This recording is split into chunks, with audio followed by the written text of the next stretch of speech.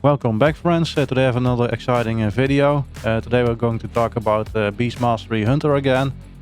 Mainly focused on PvP, but we'll also cover some rotation, how to do it later on in this video. Also how to burst, which can also be useful for PvE content. But I felt making another Beast Mastery guide video, kind of like how to play it, because quite some things have changed since Season 2. Now, of course, we're in Season 3 and some of the talents have been reworked a little bit. And I see a lot of builds now that are better than the ones that I was running with in last season. So I just want to talk about the changes to the talent tree and what changed also to this new build. It's a build that also I see a lot of high rank players also use. I want to quickly go over the talent builds with you in this video. Also, I want to talk about the stat priority for if you want to have some gear, which stats you should be looking for. And of course, I also want to talk a little bit about the pets. I made a whole pet video on my channel too. You can should definitely check it out as well if you want to have a really detailed video about that. And after the pets, I want you to look at how to burst as a Beast Mastery Hunter and what your normal rotation should look like. So without further ado, I want to kick off and let's go to the talent tree. So here you guys, you have the talents that I'm running at the moment. What I've found as well, there are some changes in the talent tree that I think are worth mentioning. So main changes that have occurred is with the talent system now in Season 3. It's like there's a new talent called Savagery, which is this one right here. It's like a passive, and kill command damage is increased by 10% and barb shot lasts 10 seconds longer. Like if you know barb shot and also the buff it comes with from Thrill of the Hunt. Thrill of the Hunt is a buff that will be applied to you whenever you cast barb shot. It can stack now up to 4 times. It used to be stackable to 3 times. Now it's 4 times, and it can give you a total amount of increased critical strike chance, 8%. So this one's really important to maintain. And this Savagery talent makes sure that also the duration of barb shot itself and the duration of the buff is increased by 2 seconds. So this talent makes it a lot easier to maintain the Thrill of the Hunt stacks, which is really nice. Another thing that has changed is Call of the Wild, this talent here. Now it's like a 2-minute cooldown, and it also reduces the cooldown of your kill command. So if we look at the tooltip of Call of the Wild, it just reads this: you sound Call of the Wild, summoning 2 of your active pets for 20 seconds. During this time, a random pet from your stable will appear every 4 seconds to assault your target for 6 seconds. And here it comes. Each time Call of the Wild summons a pet, the cooldown of barb shot and kill command are reduced by 50%. So with this talent change now, if you activate this, you can get a lot of kill commands off. And those kill commands, if you combine with Savagery, do more damage. It also reduces the cooldown of your barbed shot. Barbed shot is your main damaging ability, I would say. And you can have this cooldown come up way quicker. But this is also nice because with this talent, what you can do is you can barb shot multiple people. Like you should try to get barb shot up on as many people as possible. But try to also maintain it onto your kill target, because it does a lot of damage. And each time barb shot deals damage, it reduces another cooldown. Let me see which one it is. Yeah, here it is. Like Master Handler, that's a new talent. So this is what I try to explain. If you have a barb shot up on as many people as possible, each time the barb shot on any of those targets ticks, it makes sure that the cooldown of kill command is reduced by half a second. So imagine if you have 2 people dolled up with your barb shot at all time. Each time the barb shot on those target ticks, you get a second of your kill command. And your kill command is a really high damaging ability as Beast Mastery. So the more kill commands you can cast, the better it is, the more damage you deal and the more kills you get for sure. So these talents work really nicely together. And what I've also done with it is I've went with Blood Frenzy. So it's like a passive. While Call of the Wild is active, your pets have the effect of Beast Cleave. So Beast Cleave, if you don't know what it is, usually it used to be a talent, which you can see right here. So okay, I didn't took it now, of course, because I don't think it's worth going for it. But this one makes sure that you have the ability of Beast Cleave during the whole duration of Call of the Wild, which is 20 seconds. So then what does it do? That also your pets, but you know, when they damage, they also strike targets around them. And it's, yeah, for 3 seconds it says here, but because of with Call of the Wild, it's a whopping 20 seconds that your pets will also beast cleave, AoE everyone around your target. It's really nice as well if people are stacking up. You press all your cooldowns and Call of the Wild in there as well. You can absolutely cleave people down. And I had some fun too in like a live stream where I tried this out first time. You can check it out on my channel too. And you can see like I was kind of amazed like how well this talent did after I switched to it. It's really amazing, guys. Definitely try it out. And also what this does, each time like a pet of through Call of the Wild, which is one time every 4 seconds, so 5 times in total during Call of the Wild, all your pets will Storm. And Storm is this ability right here.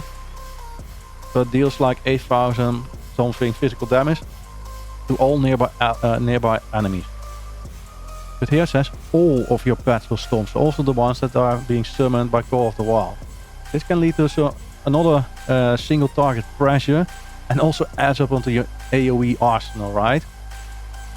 So last season what I did, like I took 1 point of Dire Pack and I put it into Stand of Blood, and I didn't have this, and I went it with Piercing Fangs. But now we don't do that. We go with this build right here. This is the usually, so this will make your kill command has a 30% chance to trigger a Dire Beast.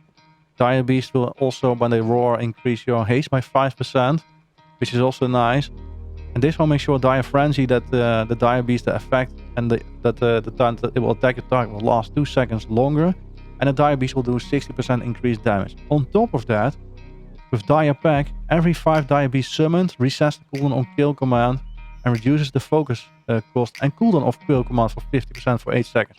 So you can see with this build, whenever you pop Call of the Wilds, you have an insane uptime on kill command. And kill command is like your biggest damaging ability, I think, together with Barb Shot. Those two abilities you want to keep rolling onto your target as many times as possible. Barb Shot, you just dot up people around it so you can get the ticks on it and to reduce the kill command cooldown even further. And also with Call of the Wild, you'll make sure that your kill command comes off cooldown really quickly. And like, seriously, you can annihilate people with kill commands alone. It's absolutely insane, this build, guys. I see a lot of high ranked players use this build too, into arena fights, into battlegrounds. This is one build, like with Beast Mastery in general, I think it's like a build you don't have to change at all for either single target or AoE. And with these talents, I think the same. It's really good for single target, but also great for AoE targets down. Really, really great. So quickly go over the PvP talents as well. There are some talents, at least one of them that I think is really mandatory, which is this one right here, Kindred Beast. Why I do think it's mandatory? Well, because it will make the unique pet ability, the cooldown of it, be reduced by 50%. So if you have a tenacity pet, that will be Fortitude of the Bear, will be reduced by half 50%. And then I think it becomes from a 2-minute cooldown to a 1-minute cooldown. Master Skull, which you can get for a cunning pet. Like, that one gets you out of roots, right? That makes you immune to it for like 3 or 4 seconds, I think, so you can't be rooted or slowed down. And that used to be, I think, a 1.5 minute cooldown, now reduced it to 45 seconds. And tenacity pets in general are really great for PvP. The ferocity makes sure like also the cooldown of your primal rage is reduced by 50%, but also like the effect, the haste it will get. So if you go with a ferocity pet, this is not a really great talent to go with, but for the other ones it's absolutely a must to have. Some other talents, now even the Feign Death got reworked, right? So it doesn't get rid of magical damage or magical effects, which really sucks if you ask me, because that was one of the strong points of the defensive kit of Hunters, right? But it really sucks that got reworked, but yeah, we can't change it now. I just pray that we get it back one time, but who knows? But at least now it will reduce the damage taken by 90% for 3 seconds, and I think before it was 90% for 1.5 seconds.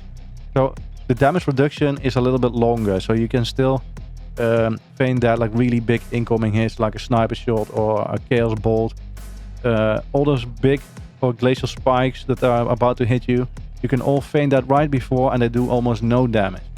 That's your main reason why you still want to take this, to really nullify some of the huge damage.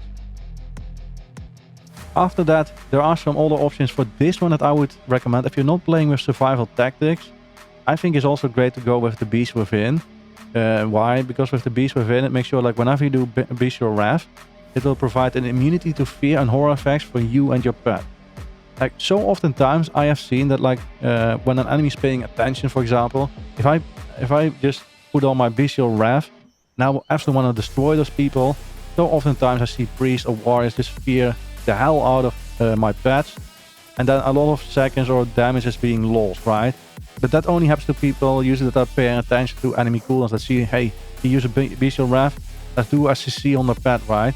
At least for fears, this makes sure that it doesn't have any effect on your pets or either on you, so you can still keep rolling and keep pushing them back or killing them as well. That's the best situation, right?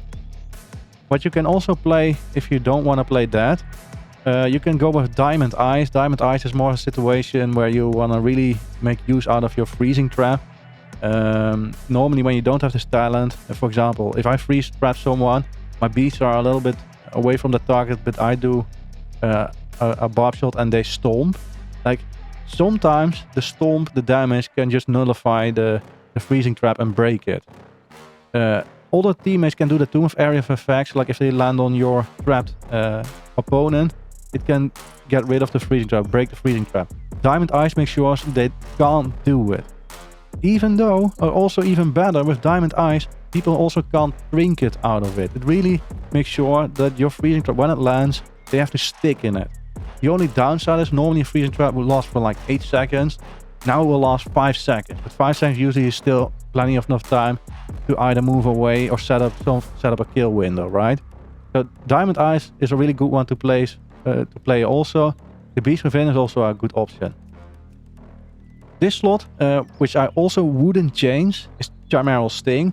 Chimeral Sting is like, it takes a lot of planning for it actually to really work in your benefit. But once you get used to it, you can really set up lockdown healers. Here's why. Chimeral Sting is like an attack, and it will put a variant 3 debuffs on your target. But all of those debuffs last like 3 seconds. So the first, when you apply this to an enemy, the first one to take effect will be a 90 per second slow. It's called Corporate Venom. So for the first 3 seconds, the person will be slowed by 90%. It can also be good to kite away for some people with an annoying warriors, for example, in your face or a paladin, and really slow them down with this. But the second effect, I think, is the one that why you want to go for this talent in the first place, which is called Spider's Venom. This will make sure that the enemy target will be silenced for 3 seconds. So the first 3 seconds is a 90% slow, and then it turns into a 3 second silence. So what I really love to do when there's a healer, and I can, or at least I try to burst them down, what I usually do, you can first do the intimidation, and then wait till it has like 3 seconds left on the stun, and then do a Chimeral Sting. Because then you know the first 3 seconds of your Chimeral Sting, the slow, will take place when the target is still stunned by an intimidation. And then when they come out of the stun, they are immediately silent. So you have a double CC, but they can't do anything at all. And so oftentimes that allowed me to just plainly kill the healer. Especially if you have a team that is targeting the same healer with you as well and try to burst them down. Chimeral Sting is, if you ask me, a must-have talent together with kind of Beast. And in survival tactics, you can swap out whatever you feel like. Survival tactics, I still keep it on to reduce some huge incoming spike damage. But you can swap this out for what I said before, for the Beast Within or for Diamond Eyes. Those two are also good.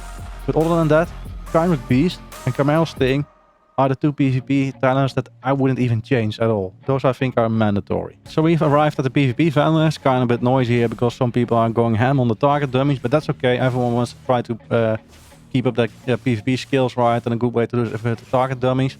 But for Beast Mastery Hunters, we want to talk about the stats, and then you can kind of guess what gear you can aim for, right? Which one would be beneficial to you.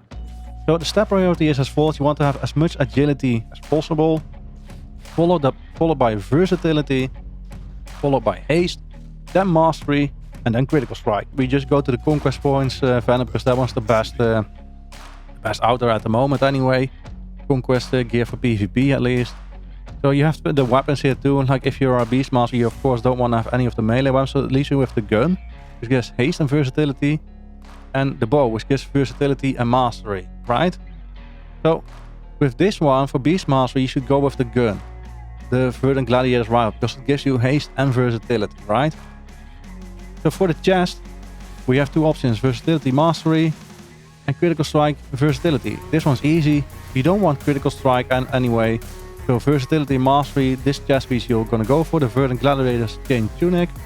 And then for the helmet, we also have two options. Here's one that gives versatility and mastery, and the other one gives haste and versatility, right? So which one do you want to go for? For Beastmaster, you want to go for the Verdant Gladiator's Chain Face Guard because it gives you haste and versatility. The other one was also with mastery, and mastery for Beastmaster hunters is not that important. Then we go for the legs. The legs we have two options, versatility, mastery, and haste versatility. Again, you'll go for this one right here, the Verdant Gladiator's Chain Breeches, because it will give you haste and versatility. The other one gives you also mastery, which as Beast Mastery is not a great stat to go for. Then we go for the boots, haste versatility and versatility mastery. Again, go with haste versatility, go for the Verdant Gladiator's Chain Sabatons. Then we go for the gloves. So we have critical and versatility and haste and versatility. Critical is a stat as Beastmaster you really don't want to have. So you go for this one, the Verdant Gladiator's Chain Handguards. It will give you haste and versatility. Then almost to the belt, we have one with haste and versatility. And we have one with critical strike and versatility. Again, critical strike, don't go for it. Go for this one, the Verdant Gladiator's Chain Belt, which gives you haste and versatility. Then we have the braces. We have one that gives versatility and mastery, and one that gives haste and versatility. In this case, I will go for this one, the Verdant Gladiator's Chain Braces, because mastery as Beastmaster is not that appreciated. So we want to have more haste and versatility. So this is the one I would pick. Then we have for the cape, we have three options: critical strike, versatility, versatility, mastery, and haste versatility. Well, the best stats for this one will be the haste and versatility one. So you should go with the Verdant Gladiator's Drape. Then onto the rings. The rings we have to look at. You can't have the same ring two times. Here we have one that gives haste and versatility, which is really, really nice. So that's a really good one. This one's critical and versatility. That's not a good one. This one is versatility mastery. That's okay. And this is the neck. So with the rings it's easy. You want to go with this one, the Verdant Gladiator's Ring, which gives you haste and versatility. And then for the second one, you want to go with this one right here, versatility and mastery. Even though I said mastery is not really a good stat to go for, but it is better than to go with the critical strike. You can also go with a crafted ring, which would be even better, but I'm not covering the crafted gear at this moment. But in this case, like, because the second ring would not be ideal to us, it might be really good to go for a crafted ring. On to the necklaces. Haste and versatility. And this one is critical strike and versatility. This one's versatility mastery. So versatility mastery is not great. Critical strike I wouldn't even touch. So with this one I would go with this one right here, the Verdant Gladiator's Necklace, which gives you haste and versatility, which are really good stats for Beast Mastery Hunter. Then we go into the trinkets. If you're not a human, this one is obviously a must. The Verdant Gladiator's Medallion. This one will get rid of any loss of control of your character. So if you're not playing as a human, you have to go with this one. What you can then do, if you're a non-human, you would go with this one. And then you have a choice, either the Verdant Gladiator's Badge of Ferocity or the Verdant Gladiator's Insignia of Alacrity. Because the Beast Mastery cooldowns are so short, I don't think it's worth going for the 1 minute cooldown of the Verdant Gladiator's Badge of Ferocity. And I would go with the Verdant Gladiator's Insignia of Alacrity. It's a little bit more random, but it can proc more often in 1 minute. And because of all the cooldowns now are rather short on Beast Mastery Hunter, I don't think you'll get a full value out of lining every cooldown up with this badge. I would go with this one for more procs. So if you are a human and you don't have to take Verdant Gladiator's Medallion, what you can do then, it leaves some interesting options. You can do double DPS. You can get this one for some on-demand burst, and you can compare it with this one for some random proc chances. That's for total damage if you are a human, because then with Will of the Survive you can get out of stuns anyway. And the stuns are the most deadly for Beast Mastery Hunters. You die a lot in stuns because we don't have defenses that you can activate while stunned. Really sad, but that's how it is. So stuns we're really vulnerable to. So the human ratio will allow you to play with 2 double DPS trinkets, or you can combine it with this one right here to increase some survivability. The Verdant Gladius emblem. That will just make sure that you have some bigger HP boost. And if you combine that one together with acceleration, which is also based on your percentage of health, and if you have it with Fortitude of the Bear from one of the Tenacity pets, you can get a huge heal. That's in general about the gear and the stats that I want to talk about. There are some options with crafted gear as well and embellishments, which I'll not be covering in this video. But if you're curious and if you want me to make a video about the best gear possible, including crafted and embellishment and enchants and gems and all consumables, please let me know in the comments down below. And I'll be looking into making like an ultimate gear guide video for Beast Mastery Hunters in Season 3. So here we are, guys. We're gonna quickly talk about the pets. For the pets, I talk about, there's one for PvE, and only one that I would recommend as a Beastmaster for PvE, which is the strongest tank pet in the game. And after that, I'll go over some of the best pets that you can use for PvP. Both have some situational uses, some advantages and disadvantages over the others, but I'll just quickly cover it to all of you guys. If you want to have a really extensive pet guide video, check out my channel. I have one specific video where I talk all about pets, where to get them, and which ones you should get that will benefit you the most. But let's get into it, and I'll just talk about the first pet for PvE that I think is an absolute must for every Beast Mastery Hunter out there. So the Cleft Hoofs, they have an exotic ability which is called this, Blood of the Rhino. And when you read it, Blood of the Rhino, the Cleft Hoof has 10% additional armor, increases the effectiveness and healing received by 20%. So when he's tanking, he has more armor, so physical damage will deal reduced damage on him already because of this, and also it will make your heal through man pet a lot stronger. So you can keep your pet alive much easier, especially if you would drop a point somewhere here, and for example this one, if you don't need it, and you put it into this Wilderness Medicine. You see that it already heals for 50% additional, but then it will do even more with the Blood of the Rhino, which is absolutely insane. And if you combine this, because it's a ferocity pet, so you and your pet gain 15% lead. Every time you attack, 15% you'll heal back up. This also is for this pet. So whenever he attacks, he gets health back. So Blood of the Rhino and Predator's First work really well together to make this pet as tanky as possible. And also with an added benefit, if you do some PvE content, it comes with Primal Rage. To increase the haste by 30% of all your party and raid members for 40 seconds. So this is like if you have a shaman, your heroism, this is kind of the same. So it's a really good tanking pet if you want to do some solo content, and it also can increase your damage big time because Primal Rage. I think the Cleft Hoofs for PvE are the best pets out there. If you're not a Beast Mastery Hunter, I would go for a Gorilla. They also have some defenses, but I'll not touch it in this video. If you want to find out about all pets, just go look at my channel, at the pets guide video I have on my channel. And you can find everything there more detailed than I'm explaining right here. So I'm a fanatic in Battlegrounds, so yeah, of course Battlegrounds are a little bit different than arenas. But what I really love to do in Battlegrounds, I'll start off with a pet like similar to a Scorpion. And why would I do this, you say, Dirk? Well, I'll just show you. We go to the pet spellbook of this one. To be honest, it can be any ferocity pet with immortal wounds preferably, and Scorpion is one of them, and I just like this one, the looks of this one. This one now you can also get into the Emerald Dream really easily. There are some elites there that look the exact same like this. I got this before the Emerald Dreams. I had to complete a whole quest chain in Mount Hyjal in order to even tame this one, the area where this one spawned. Really abysmal. But now they made it so much easier, you can get it in the Emerald Dream, so check it out. But what is it for that I want to take this pet to battle? Well, for Battlegrounds I usually take this one out as my first pet in the first team fight, first battle. And why do I do that? Well, it gives some leads. Do I mind that? No, I don't. But it also has a Mortal Wounds effect, which is really important for PvP. But why I take this one is because it has the Mortal Wounds effect and it comes with Primal Rage. In arenas, don't use this pet, because Primal Rage is disabled in arena fight. But if you play Battlegrounds like I, if you're a Battlegrounds fanatic, you absolutely love Battlegrounds, the big team fights, go with this pet in the first team fight.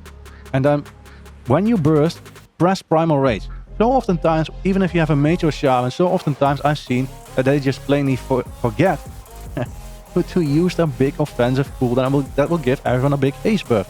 So now, as a hunter, you can do the same. But then you have to make sure you have this kind of pet, the Frosty pet with a Primal Rage and Mortal Wound. After the first team fight is over, I would usually swap this one out, and then I'll go to the other two main PvP pets that I would suggest. So, some main PvP pets that I would consider, or the two, either gonna be for me a Direhorn or a Raptor. Well, let me first get out the Direhorn. So the Direhorn is part of the Tenacity pet family, which makes him more tanky. At least that's how they want you to believe it. This one just gives you and your pet a little bit more HP through this endurance training. Maximum health increased by 8%, which is nice, right? But it's not a game breaker. But why do I take this one? I'll show you. This one I would usually take into battles where I suspect to be the focused target. When I suspect to receive a lot of damage, a lot of people targeting me. And why? Because of this ability right here, Fortitude of the Bear. So it's now a 2-minute cooldown, increase the maximum health of you and your pet by 20% for 10 seconds instantly and heals you for that amount. So what I usually do, I would macro this ability, Fortitude of the Bear, together with acceleration, because acceleration is based on your percentage of HP, right? So if you combine these two, you can get a really nice heal. A really big, chunky heal. And also because you passively increase your health also by 8%, that heal is huge. So this one I would usually use when I see there's a lot of rogues, for example, in the enemy team. Like a lot of burst heavy compositions, or like fire mages, for example, or Dashful warlocks. Those situations I would use this pet over a cunning pet, which I'll go over after this one, because this one makes it sure that you can survive a little bit longer. This one just makes sure that your heal is bigger, and hopefully it's big enough to survive the fight and retreat to your healer, right? So the pet that I would suggest is a cunning pet with the mortal wounds. In this case, I would use an undead raptor, which has some added benefits as well. But a normal raptor is also good. A cunning pet increases your passive movement speed by 12% now. It used to be 8%. Now by 12%, which is nice, not game breaking if you ask me. But it's this ability right here that I really love it about. Master Skull. So your pet removes all root and movement impairing effects from itself and a friendly target, and grants immunity to all such effects for 4 seconds. If you make a macro like I did, you can target yourself, and when you press this ability, all the roots and movement impairing effects will be cleansed off of you, and you will be immune to those effects for 4 seconds. And if you play any Battlegrounds or PvP in general, you know how many CC is being thrown around there, everywhere. And in order, like in this one, once in 45 seconds, you can clean all of that shit off yourself and just run away. If you do some normal Battlegrounds, you can even combine it with some rocket boots and you'll be speeding like Speedy Gonzalez out of there into the future. But this is a really, really great, great ability. And of course, the Raptor also comes with the Mortal Wounds effect. So yeah, this one reduces healing, and in PvP, always take a pet with Mortal Wounds all the time. So I have the Undead version, and there is also a normal version. Why did I pick the Undead Raptor? Well, the Undead Raptor is immune to a lot of fears. For example, if a warrior tries to fear your Undead Raptor, he can't. Like a lot of classes that can fear, also a warlock, he can't fear your Undead pet. An Undead Raptor is immune to those fears. However, if you face a priest or a paladin, they have specific abilities that can fear undead targets.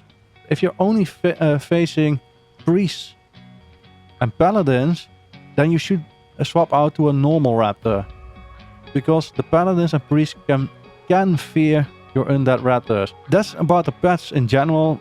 Quite briefly, with a raptor for PvP, you can hardly go wrong. It's a really, really good pet. So when trying to burst as a Beast Mastery Hunter, there's a few things to take into consideration. The best is, like, if you can, to align all of your DPS buffs together. but you don't have to wait for all of them to align in order to burst, right? So the ideal burst as a Beast Mastery Hunter would be to activate Call of the Wild, followed by Bestial Wrath, followed by Death Chakram, followed by Bloodshed. Those bursts together will make sure that your enemy will take a whole bunch of damage. But usually with Barb Shield, like it reduces the cooldown of Bestial Wrath, right? So your Bestial Wrath will come off way quicker than your Call of the Wild is also coming back off of cooldown. So you don't have to wait with using Bestial Wrath.